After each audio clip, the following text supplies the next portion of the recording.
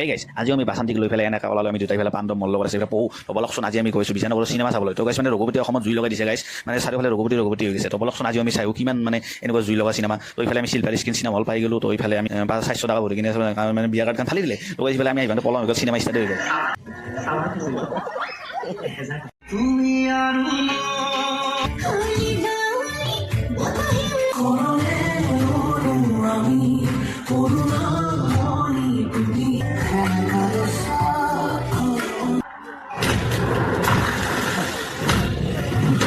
তো গাইছ এনেকৈ হৈ গ'ল হাফ টাইম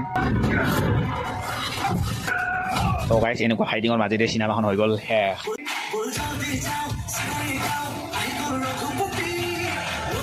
তো সঁচাকৈ গাইছ সঁচাকৈ একদম আল্টিমেট চিনেমা গাইছে একদম আল্টিমেট অসমীয়া জগতত এনেকুৱা চিনেমা জৰুৰ আছিল গাইছ তো ৰবি শৰ্মাক বহুত বহুত ধন্যবাদ অসমীয়া জগতত এনেকুৱা ধৰণৰ চিনেমা দিয়াৰ বাবে লগতে আগলৈ এনেকুৱা ধৰণৰ চিনেমা দিব বুলি আশা ৰাখিলোঁ তো এনেকৈ আমি গ'লোঁ